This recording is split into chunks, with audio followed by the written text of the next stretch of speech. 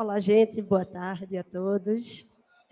Eu sou Luiz Eduardo, um homem moreno, me formei na Universidade de Pernambuco e sou designer. Estou usando aqui uma camisa bastante listrada, com cores diferentes e uma calça jeans. Oi, gente, boa tarde. Meu nome é Natália, Natália Sonati. Eu também sou designer, estou com o cabelo preso, no formato de coque, eu sou mulher branca, estou com óculos redondos e usando uma blusa azul escuro de botão e manga comprida. Enfim, é um prazer estar aqui com vocês hoje. Eu e o Luiz, a gente está aqui para compartilhar um pouco sobre o nosso processo junto de construção de Design System na palestra do Caos Criativo ao Design System, como produtos digitais evoluem sem perder a identidade. E aí, para começar, e a gente deixar assim, todo mundo alinhado na mesma página, vamos começar falando o que um Design System não é. Tu pode passar, por favor? Obrigada. E o Design System ele também não tem apenas uma entrega. Mas, então, o que é o Design System? Né? E aí a gente traz aqui uma definição do Nielsen Norman Group, justamente que Design System é um conjunto de padrões para gerenciar o design em escala, reduzindo a redundância e criando uma linguagem compartilhada e consistência visual em diferentes páginas e canais. Ou seja, em outras palavras, o Design System ele é um conjunto de entregáveis que evolui junto com o produto. Mas o que seriam esses conjuntos de entregáveis? E aí é que entra tipo guia de estilo, biblioteca de padrões, componentes, instruções, apresentações, descrições, enfim, um conjunto de coisas. E aí, nesse conjunto de coisas, não entram só elementos que são tangíveis, como esses que eu estava citando. Né? A Gina N, que é uma especialista em Design System, na conferência de Design Systems, ela compartilha justamente que tipo, o sistema ele é composto por elementos que são tangíveis e não tangíveis. Logo, o Design System também ele é composto por elementos que vão ser tangíveis, como os que eu citei, e não tangíveis. E o que seriam esses elementos não tangíveis? Né? É aí que entra as questões de valor e especificidade de cada produto e de cada marca. E aí, né, a gente mistura, né, em todas as necessidades e variações de um produto, né, a gente mistura a aparência visual, né, para além disso, a conexão também emocional, né, com os nossos clientes, com os nossos usuários, com as pessoas interessadas, e todos esses atributos intangíveis, né, de necessidades não necessariamente palpáveis, mas toda a mesma escala de evolução que o produto passa, né, no nosso dia a dia, de trabalhar com empresas, né, que evoluem o produto, que entregam produtos, né, que, na verdade, são desejos, né, e necessidades de pessoas reais do mundo em que a gente vive. Então, a gente representa, de uma forma sintetizada, um produto digital, seja ele digital, ou seja uma empresa, um serviço, e também a marca, né? E também a marca que faz todo esse ambiente, né, representar. Então, não só tem ali uma plataforma, não só tem ali um conteúdo, tem também quem passa esse conteúdo e o que é que ele oferece, né, como diferencial. E tudo isso faz parte também de um design system, faz parte de um serviço, faz parte de uma empresa, faz parte de uma entrega.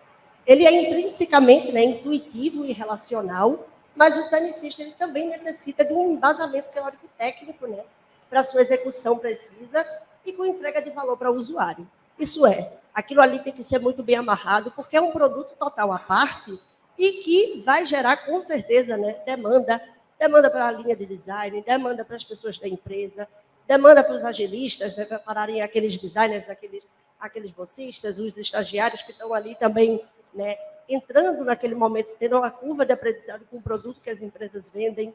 Então, o Design System, ele coloca toda a empresa numa mesma página, ou ao menos ele tenta fazer isso, né, de acordo com a necessidade que, né, ele que validou a existência dele e que mostra que aquilo ali, de fato, é preciso e é necessário.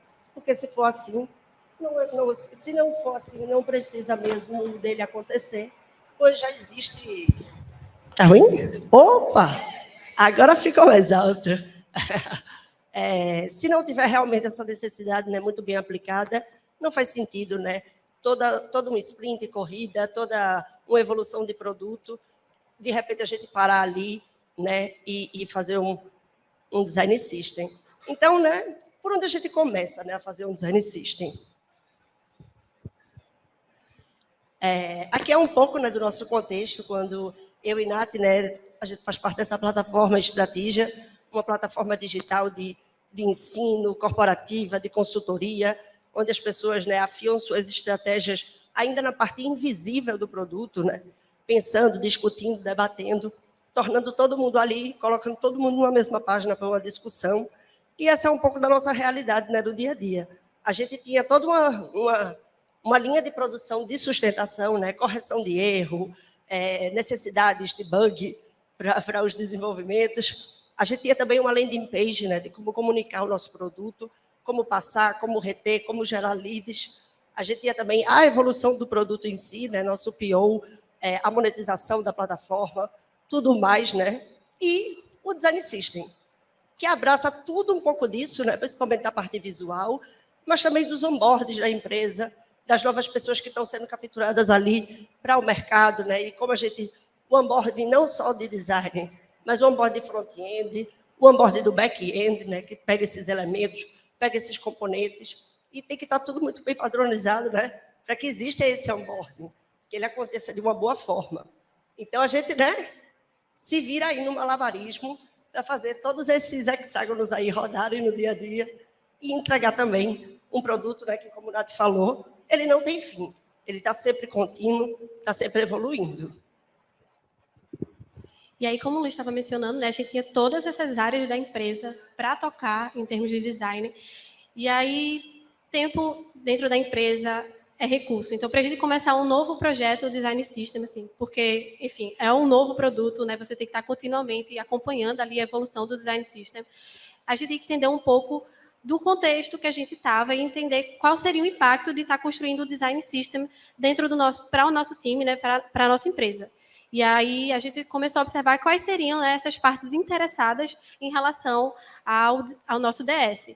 E aí a gente agrupou em 3 grandes áreas, que seria de design, né, que abrangendo designers, agilistas, lideranças, a de tecnologia, né, desenvolvedores, tech leaders, analista de qualidade, e a comunidade, que são os clientes, os usuários e os colaboradores, tanto internos de outras squads, quanto externos. E aí, falando um pouquinho sobre as necessidades da parte da galera de design. Seria justamente trazer essa padronização e facilidade, né, no uso de componentes do Figma, otimizar a criação em protótipos, tanto de média quanto de alta fidelidade, compartilhar a cultura de design com a equipe e com as outras equipes da empresa, garantir essa consistência visual e familiaridade das pessoas com a plataforma que a gente estava trabalhando, né, que é o Strategia, e diminuir também essa curva de aprendizado de usuários que são apresentados a novos elementos e, enfim, de forma gráfica da plataforma. E aí, né, uma grande parte, né, dessas pessoas, né, é a parte tecnológica, né, que a gente tem, né, o nosso dev, ele era um grande fervoroso, assim, esperançoso de quando esse design system vai ficar pronto, né, e a gente tentando ali amarrar todas as, como a gente nomeou a palestra, né, do caos criativo, que são Figmas, né, aqueles primeiro arquivos que viram outros arquivos e a gente vai organizando eles nesses processos, né, e tirando ali esses signos, esses glifos, essas cores, né, que vão criando, sim, a identidade e a forma do produto. E aí, né, para a parte da tecnologia, existe, né, o desenvolvimento de componentes mais rapidamente e também a evolução dele de acordo com a necessidade, né, da evolução da plataforma.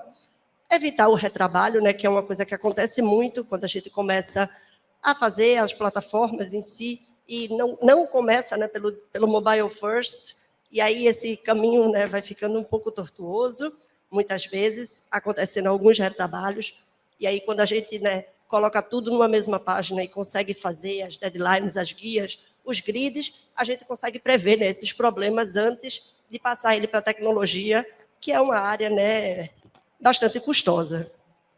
E aí, né, também a padronização dos componentes e das bibliotecas, otimizar a produtividade, né, o alinhamento também do chakra, que a gente bebeu muito da fonte, né, dos design patterns, que tem essas bibliotecas que ajudam muito o dia a dia do desenvolvimento e também da gente de design, né, para muitas vezes não estar precisando inventar a roda de coisas que já funcionam. E aí a centralização, né, da documentação, igualar as nomenclaturas de design front-end, que isso é muitas vezes uma loucura, né? Aquele ícone que está no site e tem 300 variações do nome dele que o design muitas vezes, o desenvolvedor muitas vezes cria até outro, né? antes, já tendo o ícone ali, mas não sabe encontrar ele pelo nome. E aí o Design System, o Storybook, ajuda muito isso no dia a dia. E também, né, fazer com que o Design System fizesse parte do onboarding do front de design de toda a equipe, né, que está sendo aí capturada pelo mercado. E aí eu trago aqui, né, um pouco da evolução, né, da nossa necessidade para a gente situar o nosso produto, né, de onde ele se encontra. Então, a gente volta, né, para uma grande veia muito forte do design, né, que é o gráfico, onde a gente trabalha, né, os tipos, as tipografias, as cores, o grid, a forma, né, e até então a gente fazia uma identidade visual. Com a tecnologia a gente vai avançando, né, a gente vai precisando de mais. Então chega o design digital, onde a gente tem ali interações online, né, estados de hover, mudanças de sistema, animações, a própria tecnologia em si, né, com esse arrastar, puxar, né, e a gente vai precisando, né, mostrar isso não só de uma forma estática, mas também com movimento, mas também mostrando essa evolução, né, dos estados. Eita. Aí a gente passa para o UI UX, né, onde a gente trata todos os dias, né, com o componente, a responsividade do sistema, a acessibilidade em si, os design patterns, né, o design system, né, que é onde a gente se situa aí hoje na tecnologia, e hoje em dia partindo para o invisível de fato, né, com a internet 5G, a internet das coisas, as plataformas hoje sendo guiadas por voz, com gestos, o olhar, a conversa, né, o chat GPT, e quem dera aí um dia por pensamento, né, e como a gente documentar essas coisas.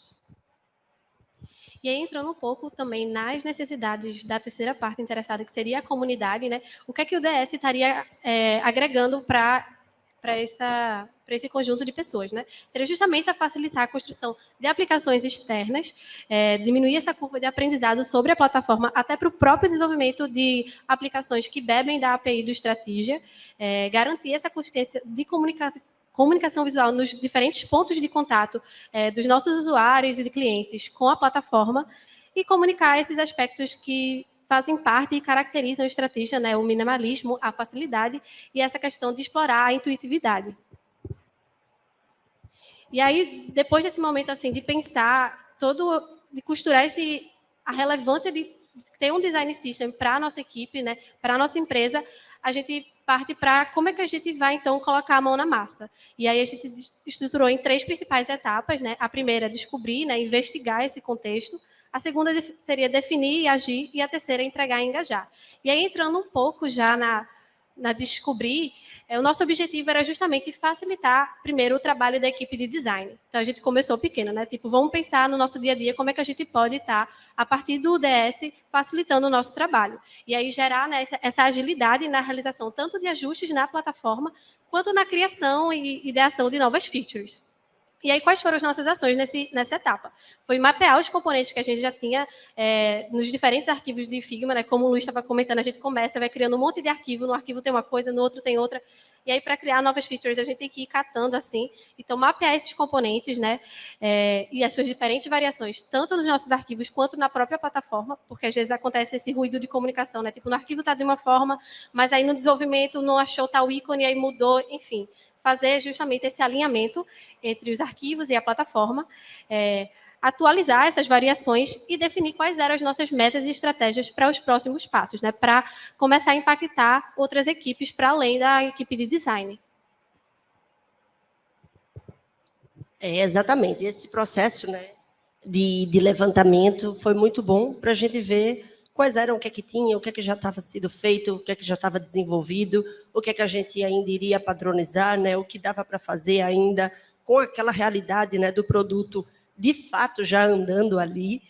Então, né, a gente usou o modelo atômico, né, de componentes, que ele parte do princípio, né, desde o átomo, a parte mais mínima do design, digamos assim, onde o átomo separado em si, ele não faz nada, né, como, por exemplo, uma cor, uma forma, uma tipografia, né, uma letra, uma palavra, um traço, um grid. Eles em si, né, separados, não passam muita coisa. Mas quando a gente junta eles, né, a gente já começa ali a formar moléculas, né? Então a gente já consegue ver juntou uma forma, botou uma sombra e colocou uma tipografia, né, uma palavra, já virou um botão, desse botão já virou um label, desse label já virou uma box, desse box já virou um organismo, né, que já vira um menu, que a gente vai, sim, evoluindo e partindo do menor para o maior, até para a gente garantir uma evolução e personalização desse componente. Porque depois não adianta nada de quando a gente parte já do grande para o menor, e está tudo ali estático, né, que qualquer mudança ali já não é mais permitida. Então, esse modelo ele força a gente a chegar do elemento mínimo que a gente vai precisar de variação, e com o tempo ir adicionando também essas variações, né? Tipo um ícone. O ícone para a direita, o ícone para a esquerda. Enquanto ele está para a direita, deixa invisível da esquerda. E aí, sim, o elemento ele vai criando, né? Formando templates, né? Que é o que um arcabouço ali, sem informação ainda. E para a evolução do template, cria a página, né? Que é nada mais do que a junção estratégica, né, dos templates, conforme a necessidade da informação e a sequência das ações. É muito importante essa necessidade da informação, porque isso é o que difere, né, um Dribbble da vida, um Behance ali, que mostra uma ideia grande, mas ela não tem necessidade, ela não entrega um valor, ela não é um produto vivo, né, ela não tem essas necessidades do dia a dia. Então, aqui, a gente traz um pouco desse exemplo, né, dos átomos, de como eles chegam pequenos, eles vão se aglomerando e chegam um pouco do que a gente conversa, né, do que a gente já vê nas plataformas atuais do dia, que já é aquele template ali de menu, que se fosse... Esse aqui, no caso, é a nossa realidade do Estrategia. Nós temos a tela home, né, nós temos jornadas, temos kits e temos labs. Mas, se fosse uma plataforma de saúde, teríamos aí médico, né, marcação de horário, poderia fazer o mesmo menu para diversas plataformas, mas com as nossas necessidades, a gente cria ali um pouquinho. Não, ia comentar sobre isso que tu estava falando, justamente que tipo, a gente cria esse template e o nosso menu em estratégia ele já mudou várias vezes. Isso dá uma flexibilidade também para a gente conseguir experimentar o que é que funciona melhor. Então, tipo, a gente tem um template ali, mas as células, né, as moléculas que compõem ele já mudaram várias vezes. Com certeza, até para elas evoluírem, né? Eita, agora a gente precisa de um SEC. Eita, agora a gente precisa de um botão de ajuda. Eita, agora a gente precisa que o usuário dê um feedback. Então, a gente tem aí essa facilidade, né, de inserir, de retirar elementos, né, seguindo esse design system, que o Figma foi realmente um grande motor, assim, que proporcionou esse design atômico funcionar. Ele realmente... Aqui dando um exemplo, né, do nosso menu já inserido na nossa página inicial, onde a gente tem aí outras necessidades, né, de navegação, de recomendar templates, mostrar as últimas interações que aconteceram, né, nessas jornadas de desenvolvimento e de debate. E aí o Figma foi realmente um fator que mudou, né, como a gente vê hoje, mudou o nosso modelo mental de como a gente abria antes o Illustrator, né, e a gente ia criando as coisas por trás, sem pensar na informação antes, né? E aí crescia o botão, mudava a informação, a gente não tinha como trocar de um para o outro, o botão não acompanhava a informação. Então, isso foi, né, um modificador, um girador realmente de mercado, que fez aí valer os 2 bilhões, né, que foi vendido. Tá, e aí a gente entra na nossa segunda etapa, que é, como eu estava falando, né, impactar outras equipes do nosso time para além da equipe de design. E aí, justamente, pensar como é que a gente pode otimizar também a produtividade dessas outras equipes, principalmente a equipe de desenvolvimento, por exemplo. E aí, proporcionando não só uma otimização do trabalho, mas também garantindo essa padronização e alinhamento entre design e desenvolvimento. E aí a gente começou a dar contexto para os componentes que a gente já tinha agrupado no Figma, definir esse formato da arquitetura, né, das nossas documentações de design e de código, no sentido de, tipo, aquilo que a gente já vem simplificando, né? Tipo, no arquivo de design o ícone está com um nome, no front-end, no arquivo de front-end está com outro nome. Então, a gente foi começando a alinhar as nomenclaturas para facilitar esse processo de implementação dos ajustes e novas features dentro do sistema. E aí, a partir disso, para fazer isso, né, a gente começou também a ver como seria essa priorização de quais componentes a gente ia começar alinhando entre design e front. Se a gente ia começar pelos ícones, se ia ser, sei lá, pelos botões, enfim. Foi esse momento assim de parar e começar a conectar uma área com a outra. E aí, para exemplificar um pouco dessa questão que eu estava comentando, né? Tipo, a gente começou a contextualizar. Então, obviamente, a gente reuniu, na primeira etapa, todas as variações, tanto dos documentos quanto da plataforma. E nessa etapa, a gente começou a, tipo, ver questões mais gerais, né? Então, a gente tem esses botões, eles variam dessa forma, eles são usados em determinado contexto, enfim, só para mostrar a vocês, né? O trabalho da gente nesse momento foi realmente de pensar especificamente quais as particularidades de uso de cada componente dentro do sistema. E aí a gente trouxe, enfim, o exemplo dos botões, e aí também a questão das próprias cores também. Aqui é muito importante, né? Assim, vou dar um scrollzinho aqui para baixo. E aqui é a nossa parte bruta, né? De como a gente vê as variações dos botões de acordo com as nossas necessidades, né? De passar as interações mesmo gráficas, né? E também digitais, né? Que as plataformas hoje elas demandam. Então não basta ser só um botão.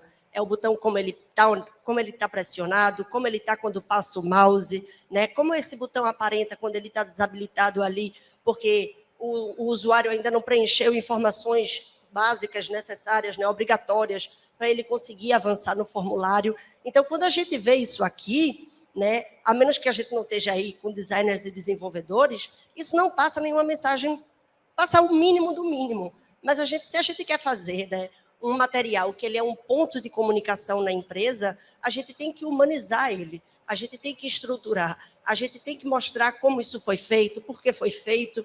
Então, não basta só ter um style guide, né? Ter só um storybook mostrando as variações do botão, se a gente não chega para esse desenvolvedor e escreve e mostra a variação e diz como é a variação dele primário, por que é secundário, né? No caso ali, a gente tem essa cor rosa que gera um bom contraste, mas se a nossa tela tiver mais que 2 botões, ninguém mais vê nada, porque é tudo rosa. Então, a gente gera uma necessidade de o quê? Mostrar para aquele desenvolvedor que a gente tem ali variações de botões para manter, né, uma consistência no layout. E, muitas vezes, esses botões também, eles vão precisar de passar informação para a gente, né, de quantas pessoas usaram as coisas, quantas pessoas clicaram, pessoas favoritaram. Então, não basta, né, se a gente quer realmente fazer um design system que ele seja um ponto de encontro entre as equipes, a gente tem que falar mais do que só design, ou do que só desenvolvimento. A gente tem que realmente pensar, né, humanizando nas pessoas em suas diferentes áreas, em suas diferentes atuações na própria equipe,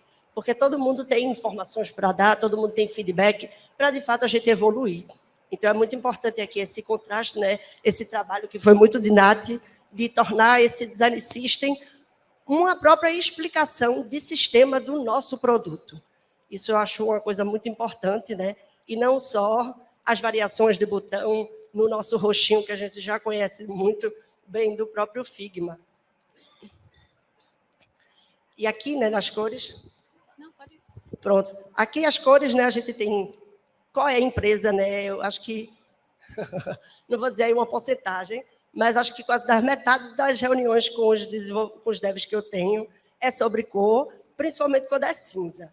O design de esquimó, assim, né, design da Ártico, que é o cinza, o cinzinho, o cinzinho claro, o cinza escuro, e que você vê assim, não tem nem diferenciação de um para o outro, né? Então, a gente utilizou esse padrão da evolução das cores do chakra, né, que tenta definir as cores com suas variações em 100 em 100 ou de 50 em 50, para variar, e aí a gente, às vezes, né, foge um pouquinho da regra, com a necessidade do dia a dia, mas sempre com boa vontade aí. E aí a gente registrou essas cores, né, e os padrões dela para que ficasse tudo realmente igual como está no front.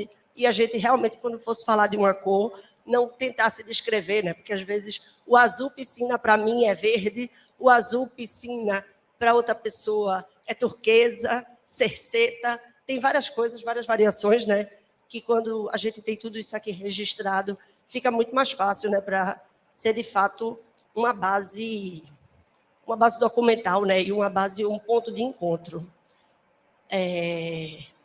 Aí aqui eu cito também, né, a biblioteca do Chakra, onde vieram essas cores, e também uma coisa muito importante que é como fazer uma cor nova, né?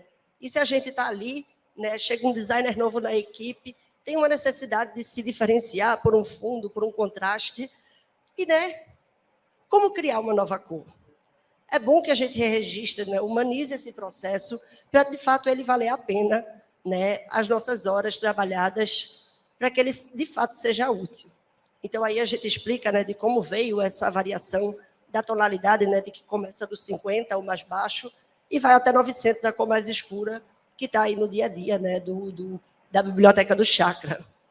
E aqui também, né, os ícones, coisa muito importante, como a gente tinha citado, né, várias vezes ícones são colocados de novo na biblioteca, porque eles estão com nomes diferentes, e as pessoas não, né, os desenvolvedores não veem ali uma imagem, né, como a gente vê no Figma. O Figma, hoje, a gente consegue amarrar bastante coisa, mas ainda assim é uma tela em branco, né? Uma ferramenta muito potente, mas é uma ferramenta que pode ser um quadro, né? Uma lousa digital. Então, tudo que você vê ali é muito visual, mas os códigos eles não são assim. Então, isso foi muito bom, a gente definir, né, todas as nossas variações de ícones, todas as nossas necessidades aqui, até de cursor de mouse mesmo, né? Quando o mouse fica a mãozinha do Mickey, quando dá para arrastar ou quando está bloqueado. É muito importante a gente ter essa comunicação na área de desenvolvimento. E, né, os próprios ícones que já vêm com o próprio chakra, para muitas vezes a gente não está precisando inventar a roda, né, quando a gente já tem uma biblioteca que as pessoas conhecem. E aí, nossa terceira etapa, depois de alinhar em design, alinhar com desenvolvimento, tá ali, tipo, o DS já está encaminhado, mas a gente precisa que as pessoas, de fato, utilizem. E como é que elas vão utilizar se elas não sabem que existe? Então, aí começa muito o trabalho de comunicação interna, tanto com a nossa equipe, quanto com as outras equipes. E aí nesse momento, tanto tá tocando essa evolução do Design System, porque toda semana a gente está tocando Design System, mas está fazendo feature nova, está fazendo ajuste, está alterando, está fazendo teste, recebendo feedback e evoluindo a própria plataforma, né? E o DS ele precisa acompanhar a plataforma, essa evolução, para poder que ele seja de fato efetivo, né? Para os nossos objetivos. E aí essa etapa foi justamente essa manutenção, evolução e disseminação do Design System. E aí, enfim, que para facilitar tanto o nosso trabalho enquanto equipe, quanto aquela comunicação que eu falei de tipo clientes, pessoas externas e experimentações internas, né, de criação de novos applets e utilização da própria API do Strategia. E, enfim, nesse momento a gente traça a nossa estratégia de atualização, né, para ela poder não acabar se perdendo nesse fluxo diário das sprints e das urgências, né, que a plataforma tem de evolução. E começa esse processo de comunicação que eu estava falando, que é justamente chegar, chamar a galera para conversar e apresentar. É quase o segurar na mão e dizer, olha, o Design System existe, ele está aqui, vocês podem usar dessa forma. E pensando ali, tirando dúvidas, porque pode, num primeiro momento, até assustar realmente um Design System que é tipo, realmente uma documentação muito grande e cheia de particularidades. E aí, enfim, dentro do nosso time, a gente tem a cultura de compartilhar conteúdos. Então, tipo, existem momentos periódicos onde diferentes áreas podem compartilhar sobre algum assunto que acham relevante e que vão agregar para o nosso trabalho enquanto equipe. E aí a gente utiliza esse momento também para disseminar o próprio Design System. Não só ali nas dailies, né, falar, gente, o Design System está atualizado, a gente colocou isso, aquilo, mas também de reunir um espaço para debate mais aprofundado sobre a própria documentação. É aquela lembrança que a gente tem aqui, né, como todos da área de produto, de fato, né, fazer a nossa cultura e entregar valor com o design. Então, a gente aproveitou da nossa própria plataforma também para criar esses encontros, né, de mostrar o nosso design system, não só para a nossa equipe de design, mas que ele entregasse valor. Então, foi muito incrível os feedbacks de agilista, né, vendo assim, nossa, isso é um produto à parte, isso é muito rico, o que vocês fazem com essa documentação, que complementa também com o BDD, é muito rico, é imagético, é visual, entrega valor para todo mundo, as pessoas ficam mais fáceis, né, junto com os próprios fluxos do Figma, do produto, e a gente também, né, trata para o futuro, né, para a evolução do produto. Tudo são hipóteses, né, muitas vezes nosso PO chega com propostas, com hipóteses, que a gente trabalha ela, a gente desenvolve esses fluxos, mas muitas vezes, né, eles não são validados ou eles vão sofrendo dificuldades de ser implementados, seja por burocracia, CNPJ, várias coisas, e seria uma perda de tempo, né, a gente logo atualizar o Design System com essas ideias que não foram para frente. Então, é um material vívido, né, é um material que, de fato, a gente implementa na nossa cultura, a gente utiliza onboarding com ele, e isso, né, que a gente nomeou como engajar, né, evoluir, de fato, é manter essa cultura de design, essa cultura de produto no dia a dia da empresa, né, com o Design System, para que esse conhecimento ele possa, de fato, né, esborrar e não esteja só ali em silos, né, separados do dia a dia mesmo das empresas. E aí, né, falando de evolução, aqui eu já mostro alguns elementos que estão além do Design System até então, que foi o quê? Uma necessidade de monetizar a nossa plataforma com créditos, né? Então, a gente está apostando agora na inteligência artificial, no ChatGPT, que como a nossa plataforma ela é sobre debates, né, ela é textual, o ChatGPT ele consegue fazer análises, ele consegue criar um ponto de partida para você discutir além.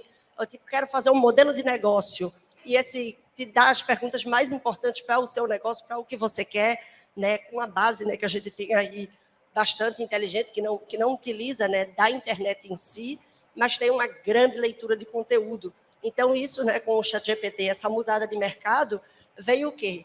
Vamos utilizar créditos, né, para que as pessoas consigam, com esses créditos, fazer pontos utilizando a inteligência artificial. E aí, como comunicar, né, que agora a gente vai ter uma parte que ela usa crédito, nessa gamificação, que é muito comum nos jogos, né, de skin, de vários jogos que a gente utiliza, a Fazendinha, coisas até bem mais antigas mesmo, de ter uma moeda dentro da plataforma, né? Então, os nossos botões, né, eles aderiram para mostrar quanto crédito tem ali.